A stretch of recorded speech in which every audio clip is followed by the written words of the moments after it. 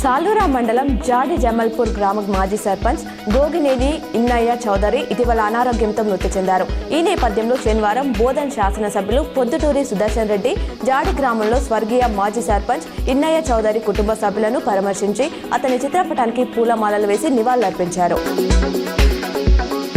తాము చేసిన కులగణనలో ఒక తప్పున్నా చూపించాలని సీఎం రేవంత్ రెడ్డి సవాల్ విసిరారు.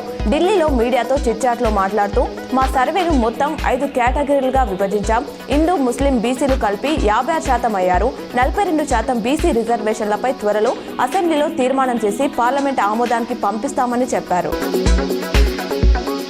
బీసీల కోసం మోదీ ఏమీ చేయలేదని టీపీసీసీ చీఫ్ మహేష్ గౌడ్ అన్నారు. బీసీ వ్యక్తి బండి సంజయ్ బీజేపీ అధ్యక్షుడిగా ఉంటే తొలగించారని చెప్పారు. బీజేపీకి బీసీల పట్ల ఉన్న చిత్తశుద్ధి ఇదేనా అని ప్రశ్నించారు. రేవంత్ వ్యాఖ్యలపై నానా ఐరాణ చేస్తున్నారని మండిపడ్డారు. ఓబీసీ అంటూ ప్రచారం చేస్తున్నారని తప్ప వాళ్ళకేమీ చేయలేదని విమర్శించారు. కాంగ్రెస్ ప్రభుత్వం చేసిన కులగణన సర్వే తప్పుల తడకగా ఉందని బీఆర్ఎస్ ఎమ్మెల్సీ కవిత ఆరోపించారు. ఖమ్మంలో బీసీ కుల సంఘాల రౌండ్ టేబుల్ సమావేశంలో ఆమె పాల్గొన్నారు. బీసీలకు 42% కాదు, విద్యా, ఉద్యోగ, రాజకీయాలు 48% రిజర్వేషన్ ఇవ్వాలన్నారు.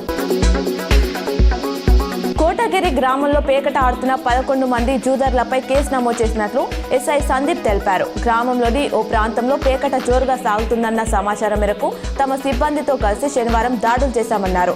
దాడులో 11 మంది పేకట రాయిలు పట్టుబడగా వారి నుంచి రూపాయలు 23,440 నగదును స్వాధీనం చేసుకున్నట్లు తెలిపారు.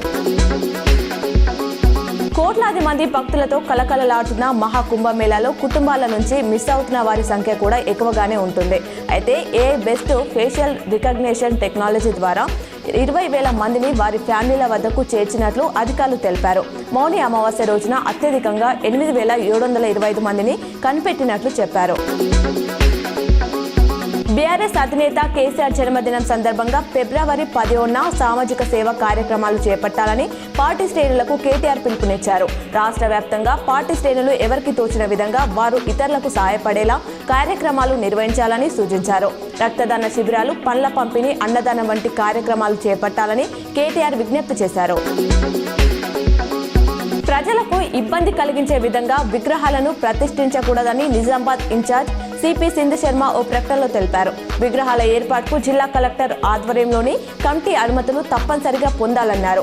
Malls, cinema theatres, hotels, exhibition, business ప్రదేశాల వద్ద ప్రజల కోసం సెక్యూరిటీ నిబంధనలు తప్పనిసరిగా పాటించాలని సూచించారు.